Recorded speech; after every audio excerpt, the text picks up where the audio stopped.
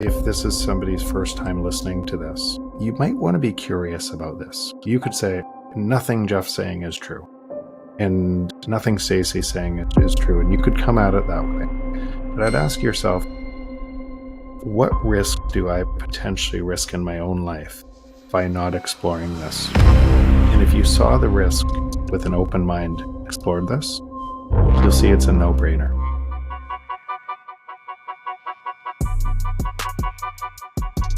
Thank you for making it work. Oh, that's very bright. Oh my gosh. Okay. Of course, this has to happen with you here, so I can. It's all good. Okay. Thank you so much. So, again, thank you for joining me on my birthday. This is amazing. So, I know you're super busy and you had to travel tomorrow. So, thank you. Jeff Booth doesn't need an introduction, but for people that are new to Bitcoin, he's the author of The Price of Tomorrow, the founding partner of Ego Death Capital, and he's one of the most respected voices in the Bitcoin space, helping people understand exponential growth and deflation. How are you? How's your day going today? Busy because I'm flying tomorrow, but all good. All good. I'm really glad to be here. Is it something to do with work, or is it just vacation? Yeah, I have a core scientific board meeting in Miami, and then I'm actually flying to see Bukele in El Salvador. Are you really? That's amazing. Do you see him often, or is this one of the first? This is first time in person. I guess I met briefly my last time that I was there, but this is first time spending any time. That's amazing. So he's going to be listening to you talk to him about, I mean, he knows all about Bitcoin, but it's just going to be. I think he knows all about it. Yeah. I'm sure. But I do want to know, were you always curious about the way the world works and everything? Were you always like that as a kid? Probably. Yeah. Yeah, probably. Where I would make mistakes, what I did, what the world, how that impacted other things. So yeah, from a young age, anyways. Okay. So how did you get started with Bitcoin? What was your journey like? How did you find out about it? Did somebody tell you about it, or did you just start figuring it out yourself? So my team, my tech team at my technology company came to me and said, "Listen, you have to take this thing seriously. You got to really look at it." And this was in 2011, and they were a killer tech team, and I didn't. I was too busy building my business. So that was the first mess. I think everybody in Bitcoin has a story like that. And in 2017, I bought some, but just a little bit. I was just more playing around. And it wasn't until 2019 in writing my book and kind of the essentially that take my breath away, that it was impossible to resolve the problem we were dealing with from the system that was causing the problem, and that Bitcoin would resolve that. It would impose a new discipline on the world. And that was a big shift. There was a wake up call for me to take it seriously. And then I started investing in it. Then I just realized I need to move more of my time to it, and more of my time and more of my investment into it. And that was essentially why the creation of Ego Death Capital, to be able to kind of spend my time in the version of the world I wanted to see play out. The realization that you had to spend more of your time in the world you want to see and create and build is something that really stuck with me too. I spoke to Robin Sayer recently, and you've been on his show. Yep. And that's great. You said that to him, and it really made a huge difference in his life, because he wasn't fulfilled in what he was doing. You know, he was making good money and he was doing a job that he went to school for, but he truly was passionate about talking to Bitcoiners. And now he's doing that full time. And it was because of realizing that what you said, if you really love this thing, you have to spend more time in it. Doing this podcast, I'm so happy doing it, talking to any Bitcoiner. And that's what I love about you too, is you talk to, you know, big or small. You're talking to the president of El Salvador, and you're talking to me. You know, every Bitcoiner has a story. It just brings you happiness to talk to other people that understand what's happening. You probably heard me say this before, but in this system, which is so different than the other system, so we could show up like that in the other system, but the other system is a zero-sum game. Somebody has to lose for you to win, even though we didn't know that was true. Like certainly didn't know that was true before my adventure and before my learning about Bitcoin and what that looked like. But once you know it's true, and then you understand Bitcoin is the opposite of that, it's a competitive game, but it's competitive in the fact that every single person, every single node makes that network stronger for every single node in the entire world as it transitions to that, makes it better, more hopeful, stronger, more decentralized, more secure. It heals the world. So when you know that, how could you show up above or below anyone else? You're not. We're not. Just every one of us is nodes and doing that. What you said about Robin, maybe somebody in my life, I can't specifically, but obviously people were impactful in my life that I can't even spend the time to even think about, that might have impacted me in a way that impacted Robin, that now is impacting other people through his journey, similar to you, that's how the world, and it's a beautiful thing in Bitcoin. And the Mm-hmm. more you're in this game where everybody's winning, Mm-hmm. the more you want to spend in that game. Yeah.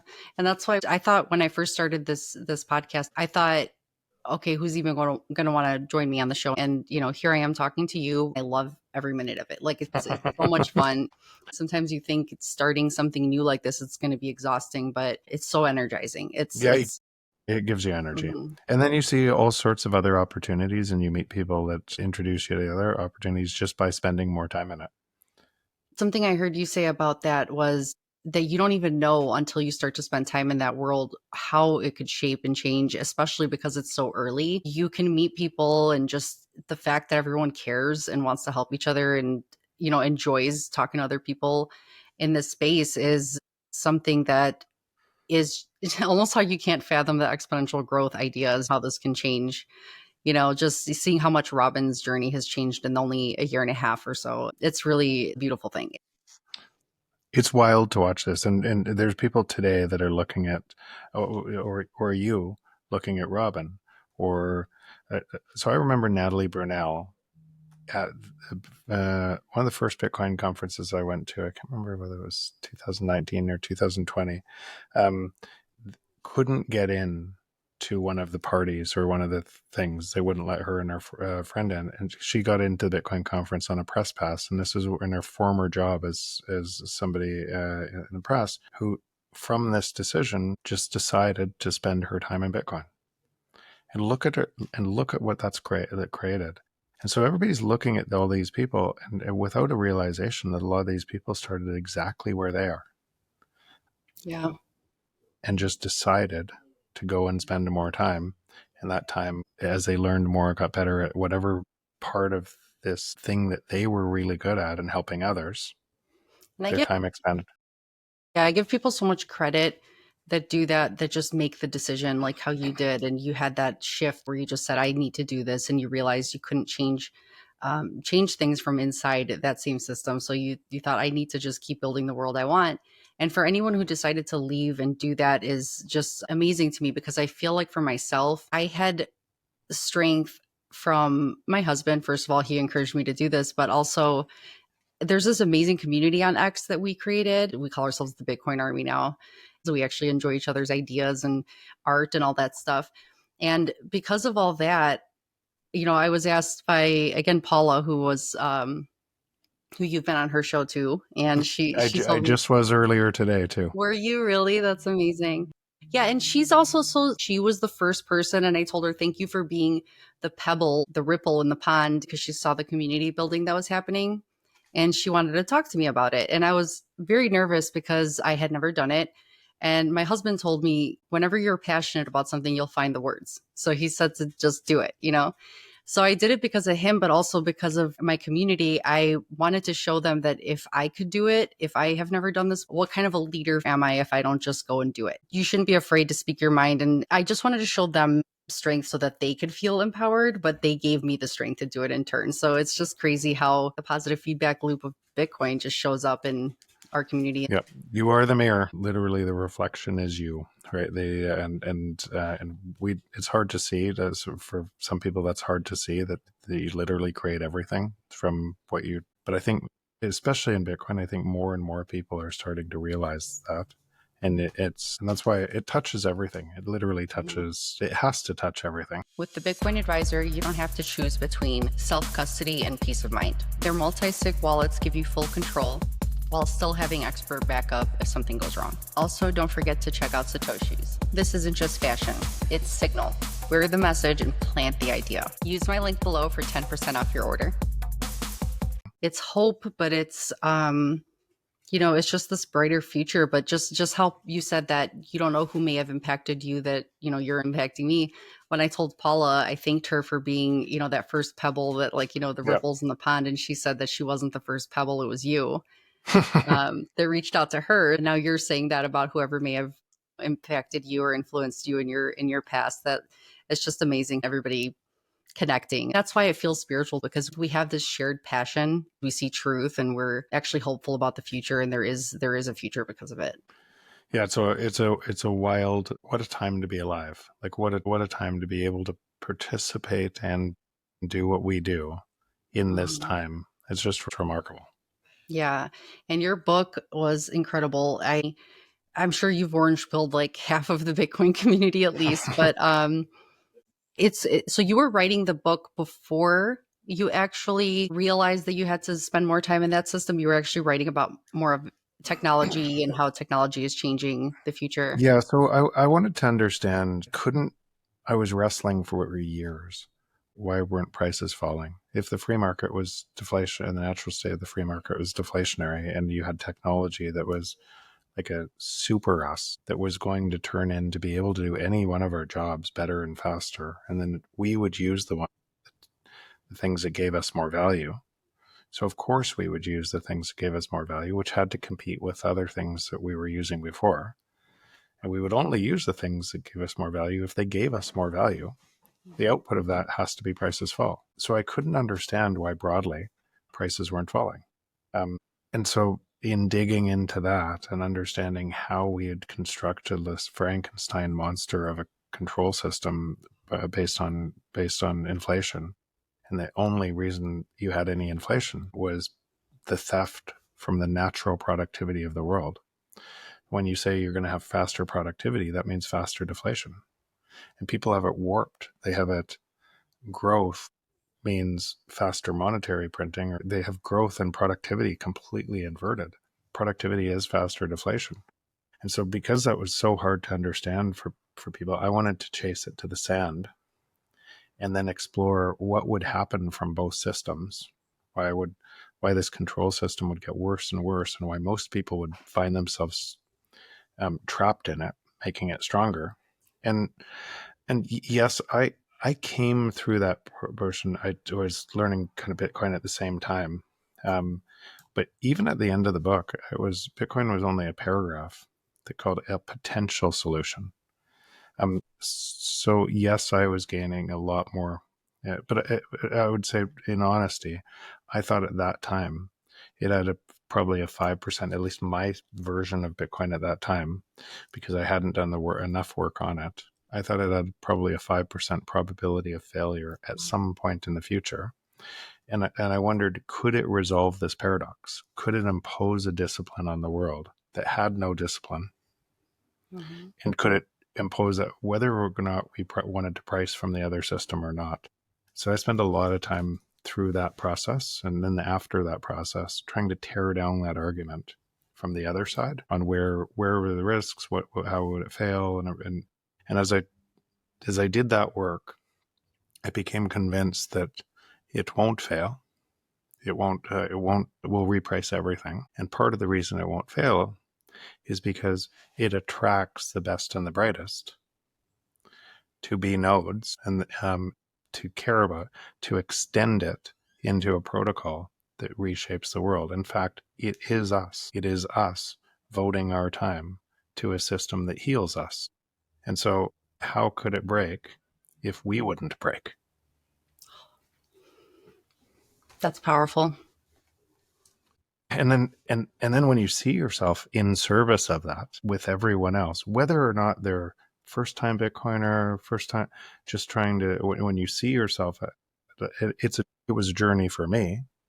It's a journey for every single person as they go through this deep understanding that the world that they've constructed in their knowledge base is based on a flaw, and all of the assumptions they make about the world is based on a deep rooted flaw of a control system. that extracts their time. Once you know that, it becomes an easy choice. So I think what happens in Bitcoin for people kind of understanding this as they go through is first, there's no way it could look like that, right? This is the way the world, so it's their own mind changing, right, over time. And then perhaps I needed just a hedge against this. I needed as just a story about, and then they go deeper and they, wait, this could be more. And as they don't know it, I don't think, maybe some really do once they're deep into this. But what's happening is they're moving their time into it, and the deeper they go, the more they spend in this, and they bring others. And so you have this network adoption that the worse the system gets, the better this one gets. And it's spreading that. It really literally is us. We could easily stop today and vote our time in the other system. But who do you know that has gone deep down the rabbit hole in Bitcoin that would ever do that? I know. I don't know anybody that would. Then, whenever I hear you speak, I hear something new, and I love that you said that the internet was a protocol, and Bitcoin, when people call it a technology, it's a protocol. It's not just a technology. It's more than you mentioned. When the internet was starting up, there was all these companies trying to control it, and then decentralization won. Yeah. So that's like how Bitcoin is. Yeah, so technologies are winner take most until a new technology replaces the old technology. And then that happens again. So it keeps on repeating. Protocols are winner take all. And those protocols come in layers. And so if you research kind of from the dawn of the beginning of the internet, which was late 60s by DARPA, and it was built as communications in a nuclear holocaust that would survive in a nuclear holocaust, that was the base layer. And then it built in layers that then everything is on top of the internet.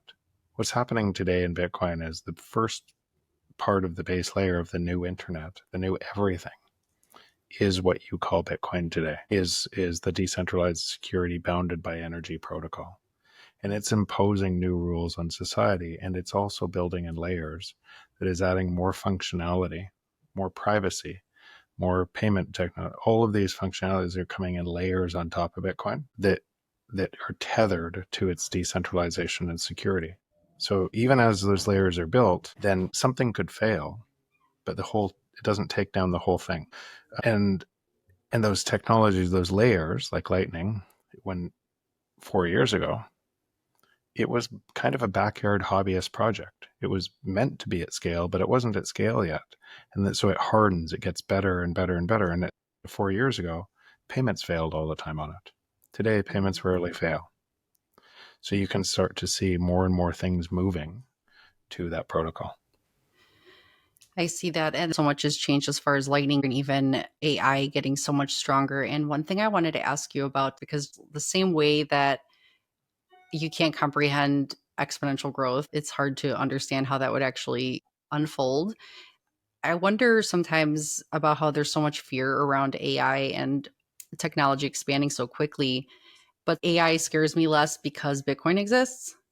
And I think because these layers could be built into Bitcoin, I wonder how you think about that. Do you ever feel like AI will be decentralized and it won't be controlled by a company or corporation? Do you ever see that kind of being a future where it would be a layer on top of Bitcoin? Yeah, so a different way. So we're connecting two things that are different in this way. So the protocol, effectively, what the protocol is doing is saying, you shall not be robbed.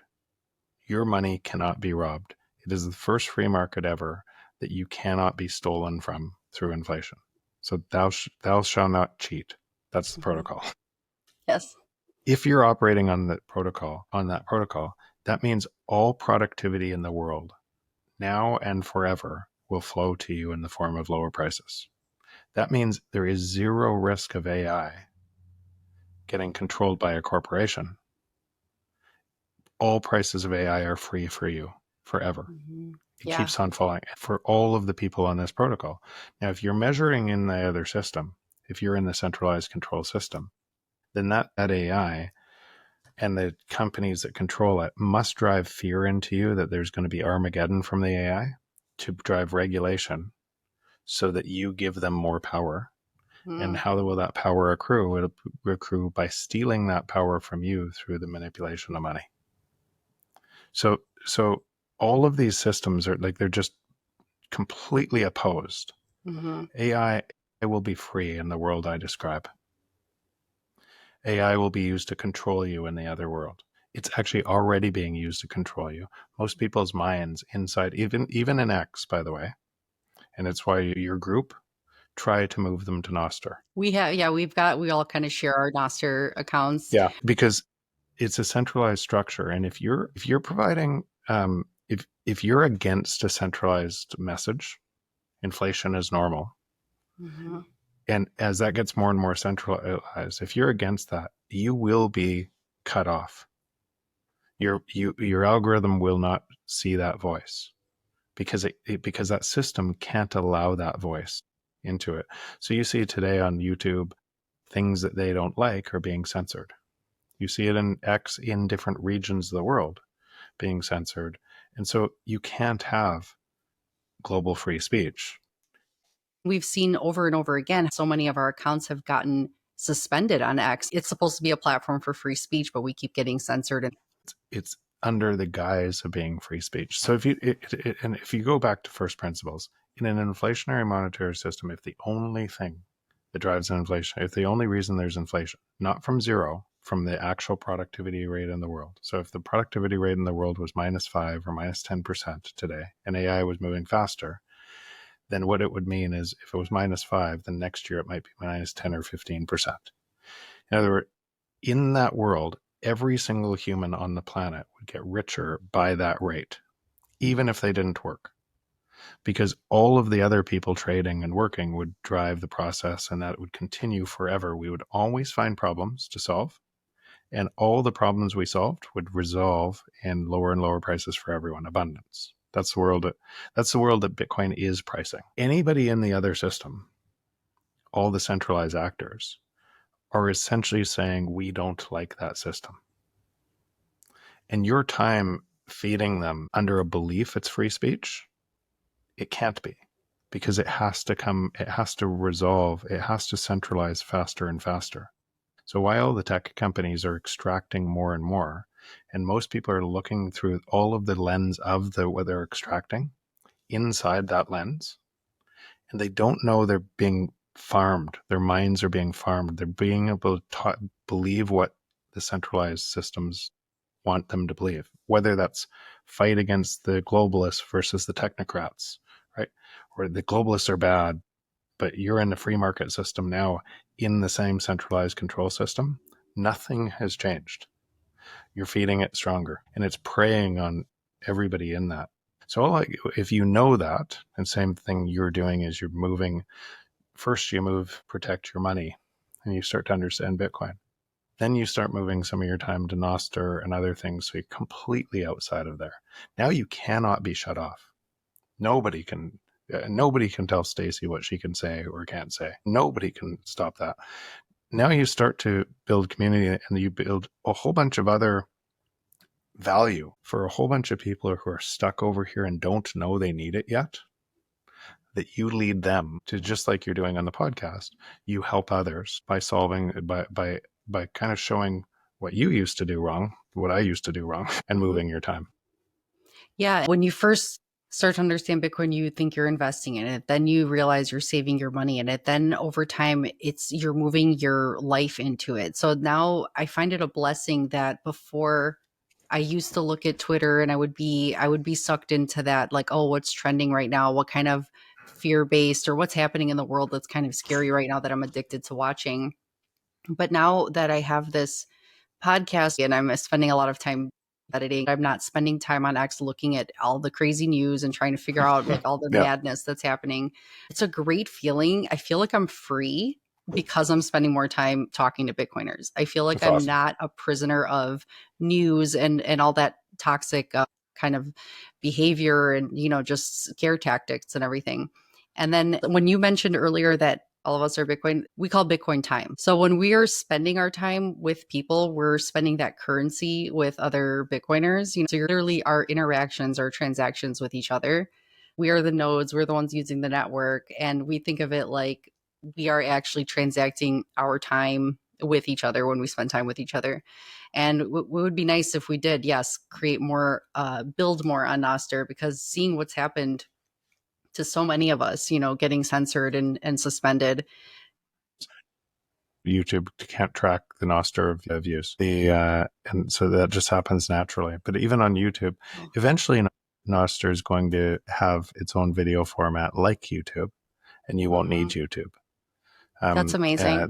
There's already Nostr nests that have essentially Twitter Spaces in Nostr, and so a Oh, I lot of didn't this know that. technology, it's early, but as you spend more time in that ecosystem, you realize it's not just a Twitter clone; it's a Hmm. protocol layer that frees you, and it's developing and it's creating all of this additional value. People are going to see, just like people who were early for Bitcoin saw more value and the earlier you are, and that's going to go on forever. Same Hmm. thing is going to happen on Nostr. People that are Well, same earlier. thing with the thing that's nice about Nostr is everyone's trying to interact so much on X to fight for this monetization so much. We're all trying to get impressions and we're trying to get monetized. And I ended up giving up on that because I thought I'm spending so much of my time pushing for this. You don't have to wait to get monetized on Nostr, but if somebody sees something you post and they send you 20 sats, you can get those lightning tips and people just show you that they're appreciating your work by zapping you back and forth. And I really like that because it feels like you're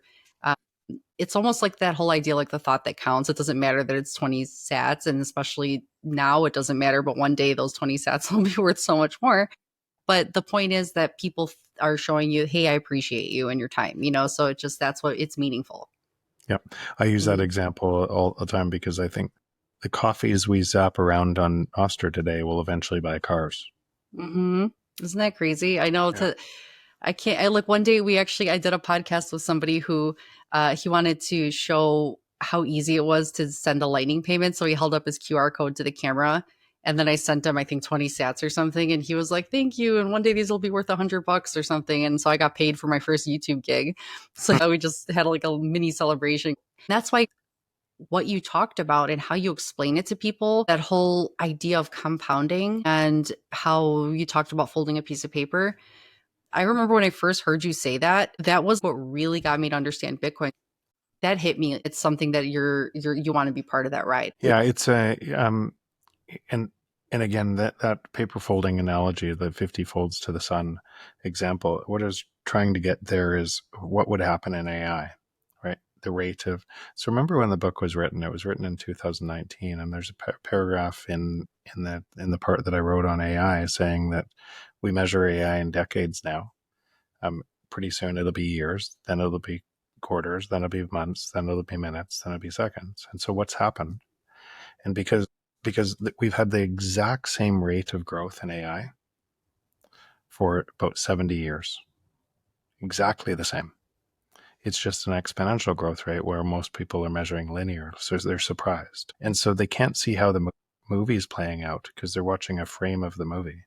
But if you understand how the movie's playing out, if you understand the right path and what to expect, then everything else becomes easy. So you knew that. So if you read the book now, and we probably have, and you look back in time and say, was this prediction accurate on AI and what we're seeing? It's exactly accurate. But that's looking backwards still, like right now. And looking forwards, it's going to move faster. It's going to merge with robotics. Looking forward, it's so outrageous and all of that is productivity gains. And so it forces a question: if all of these AIs can do in some of the companies right now I'm involved with, there's agentic AIs that are doing independent tasks together like a team, but the Wow. best, like having the best person in the planet that never sleeps, doesn't do, and learns every day, combining with the best person a different skill set, getting better and better and better, and then using that knowledge to get better, to do tasks, and and so you force you, and this is something I saw coming a long time ago. So if Wow. that's the best, if that took somebody 8 years of college or whatever to be able to do this, and a whole bunch of practicum to be able to do this, and this AI is doing this way better than they can, and it learns and it never sleeps and it's free. and they can merge with another AI that's doing a different task, then what do we do? Because here's the thing.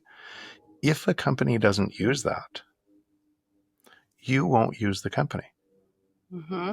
because the company that uses it will provide so much value to you.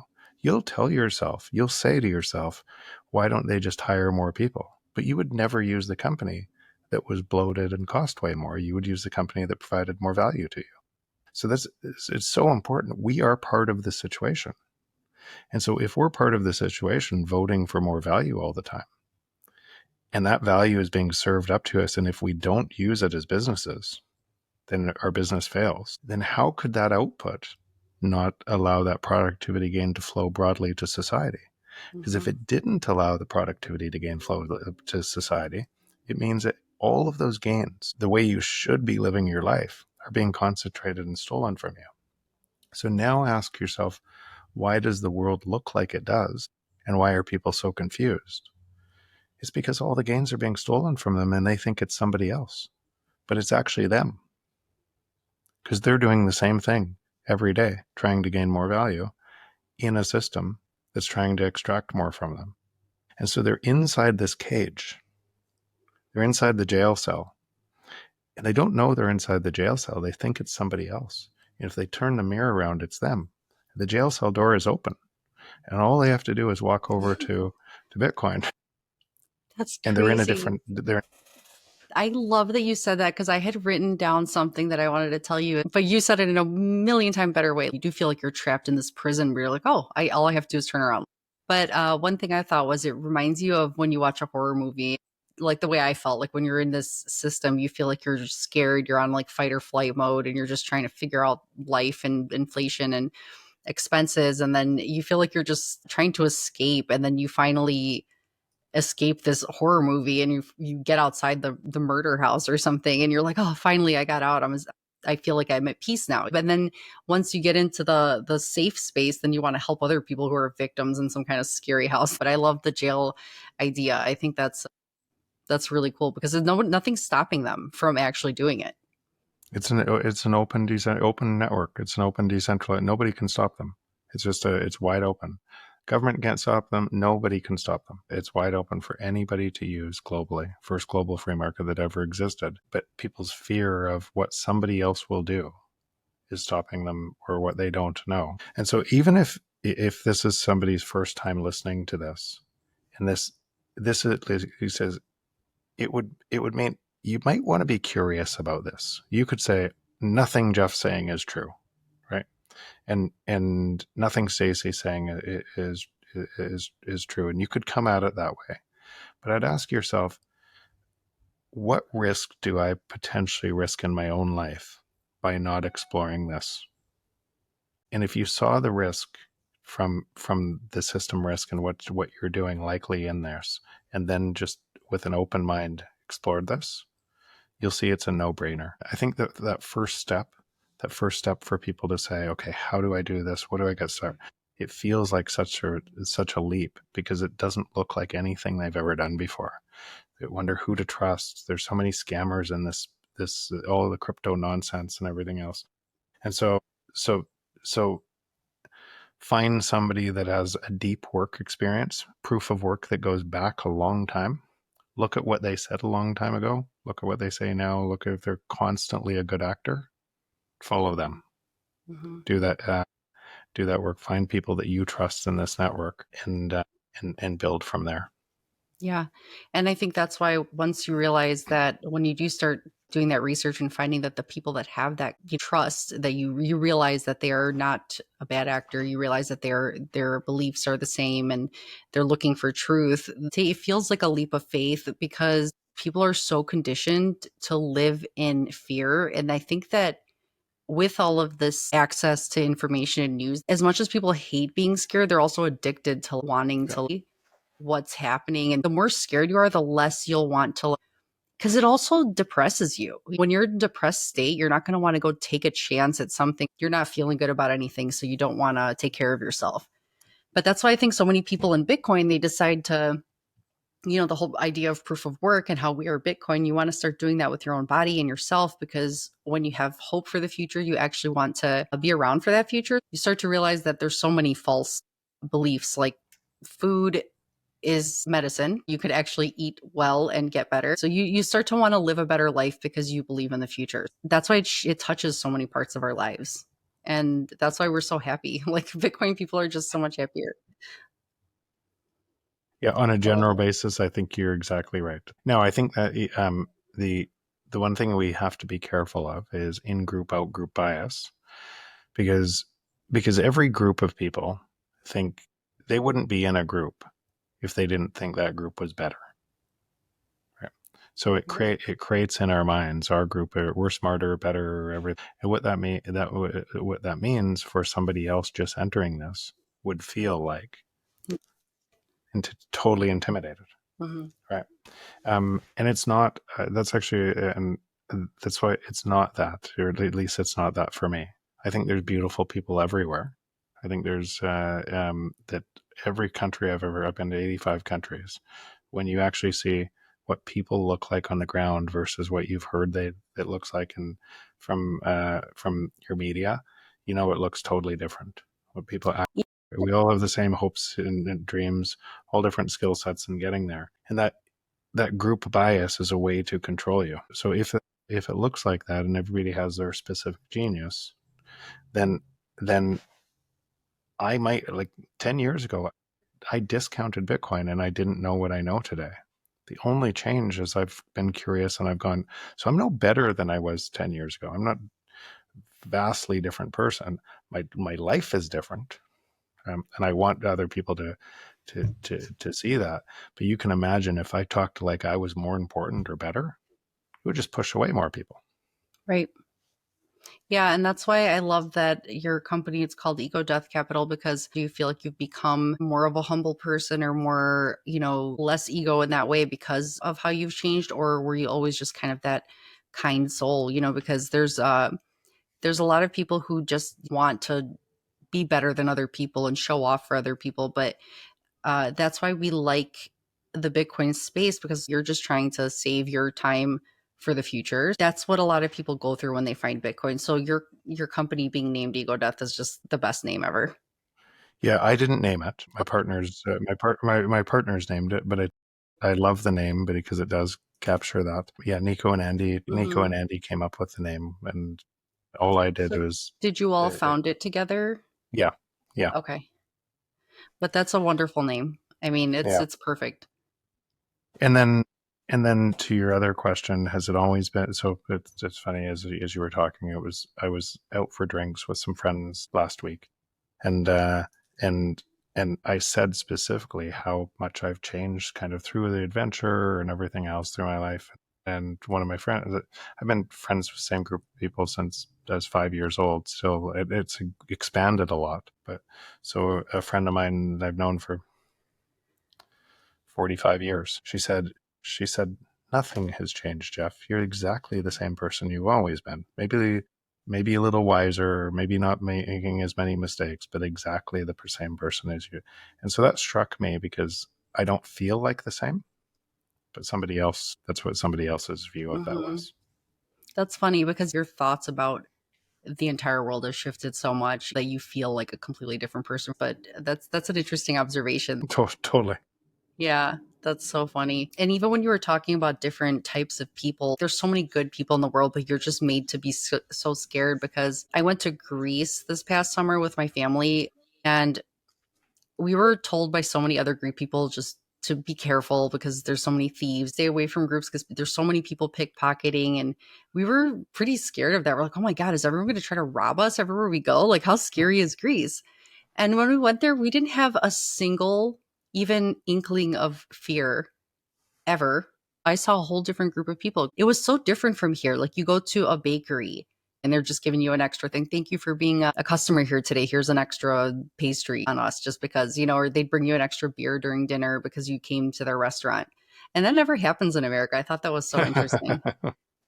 Yeah, and the thing I think is people are people, and I've met just brilliant people in the U.S. too, brilliant people in Canada, brilliant people all over with their specific thing that they're just so great at. When you strip away all the madness and you get to have a real authentic conversation with somebody about them and you're in the moment, it's the same thing everywhere in the world. Like, it's literally the same thing. We are all the same. Do you feel that the way people act around you, like, is everyone like so much more calm because they know that how you are, like, they don't want to act like, do they not want to like be like, It's funny. It's just, I find that humor. People do say that. They call me when they're getting enraged or in something else, and they say, "I just need a little bit of Jeff." do you see people are a lot more calm around you a lot, or do people still? I guess I spend time with people who fill me up.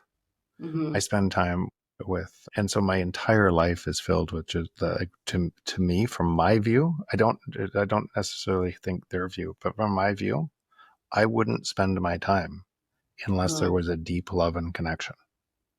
That's how I spent my time.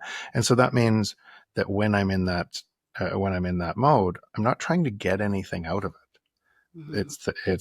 It's the connection.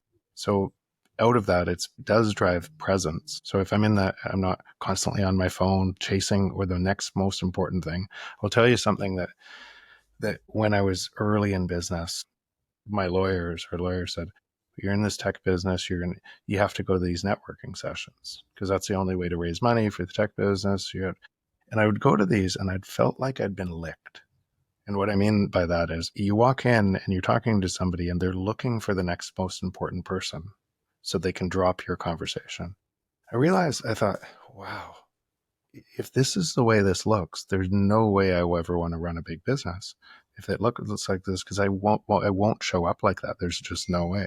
And if I'm ever that other person that somehow people think is greater and they come up to me like that, I'll feel just as bad. Mhm. So, so um, so I think I've been aware of that in both, and because what is it for, why, like, why do you, so, and when you're aware of that and you realize that the people in your life, you can actually help them inspire incredible greatness. You don't need anybody else. You don't need to go to the next most important person if you Mhm. spend your time really, really valuable. So that just, I think that just always stuck with me. And I've never looked at the world above me or below me. I've looked at everyone as equal or equal and different skill sets, different genius that I could learn something from. Yeah. And then spending time with people that I wanted to spend time with. Yeah, that really makes me feel really good when you say that, because when I talk to all different people, because you're just happy to learn and have a conversation. And I think that's probably why you enjoy talking to everybody so much, because you feel like it doesn't make you feel bad, like how you would feel if people came up to you treating you like you're somebody that is better than everybody else. So talking to me and talking to anybody else, we're all people. It's not better, just different experiences. Mhm. So there is no better. It's just different pieces that make me successful. It's successful in my way, not, and that doesn't need to look like anything. And just for as many things as there, I have tethered liabilities of things I'm terrible at. Right? That if you measured me by that thing, you go, you'd wonder how my wife could stay with me. Yeah. Well, there's something that I was thinking about. It was a little crazy for me to think, wow, that's so nice that you were going to come talk to me on the show too. But after speaking with Paula and knowing that you've been on her show a couple times and her telling me about how nice you were, because she was mentioning that the first time you spoke with her, she started to get teary eyed and she had to go wipe her eyes. And she said that you were just so nice about it. You didn't make a big deal out of it. And that made me feel so comfortable knowing that I would talk to you, because when you watch somebody a lot, you can get this idea of a person. You think, oh, man, like I'm nervous, you know? But one thing that I was thinking was, I'm just going to think that Jeff Booth is just somebody that needs a haircut, and everyone gets haircuts. And I cut everybody's hair at the salon. And, he's just another person who needs their hair done. So I'm like, that's what I'll think. So I feel like that really helped me a lot to be like, everyone does need that. So it's fine. Yeah, and what you said about Paula, here's what I saw. I just saw a beautiful person who was early in our podcast, that we had a connection, Mm-hmm. and it was a very real connection. And I still Mm-hmm. so we had a great conversation today, and same thing I saw with Robin, same thing I say with you, same thing I say that, and we're all on the same team. Mm-hmm. Yeah, that's so amazing. Having Paula reach out was just it was something else. She's definitely an amazing person. And how did your conversation with James go today? It went really well. He's such a cool person. He talked about you, and when he was learning about Bitcoin, he heard you on an episode of with Anthony Pompliano. Yep. He paused it and he told his wife to come into the room. And he's like, "You have to listen to this guy." So they watched you together. And then she actually, after it finished, she looked at him and she said, "Do we have enough Bitcoin?" You showed James Lavish. It altered his way of thinking. Think about the impact he's making on so many people, right? So yeah, James and Victoria have become good friends, and so yeah, it's a It's beautiful thing. There's a song by Garth Brooks that's called Unanswered Prayers. And I'm like, you didn't get to do the thing that you really wanted to do, but now you're doing this.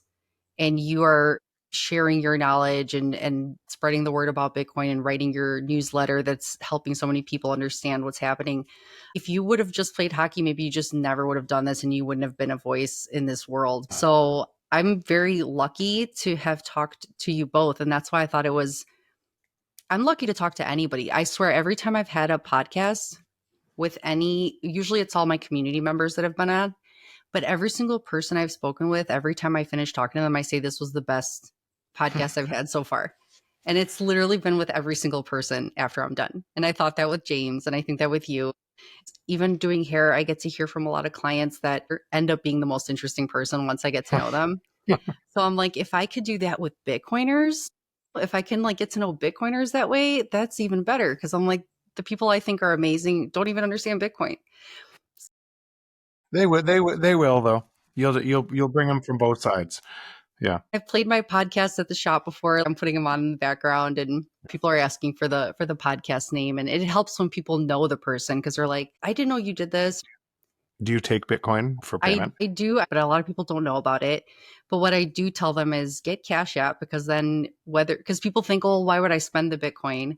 But then I like to tell them that even if you're just spending your fiat, it's sending it to me in Bitcoin, through Cash App. And I do when they leave, I do tell them about Strike because I think it's a very simple, people always talk about River or what to suggest to people. I'm never sure, but I think I just tell them Strike is very easy to use and simple. And you could do lightning Both of payments on those it. are good options. Yeah, so I do try to spread the word about it. It's fun to be able to even plant a seed, even if it's not like they leave the shop wanting to get Bitcoin that day. You're showing them that the prison door is open. But do you have other plans today? Do you have other things to do This is tonight? believe it or not, this is my sixth podcast today. Are you It serious? has been a like very early morning because I didn't realize I was flying tomorrow, so I had to move a bunch of stuff from tomorrow into today, and then I have a meeting in downtown Vancouver shortly after this. So Okay. Do you get up and stretch in between? I hope. quickly, Okay. today was one of those days. Yeah, most times I wouldn't do that. Yeah. My God. Well, thank you so much. If you have another meeting too in Vancouver, we've talked about so many great things. And thank you again for being on. It was such a great talk. I feel like I still always learn from you every time I hear you speak. And I want other people to learn from you. Thank you so much for Awesome. doing this. Anytime. Yes. Thank you for doing it. Thank you. And have a great rest of your day and have a great trip and have a nice talk with Bukele. Thanks. All right. Take care. See ya. Bye bye.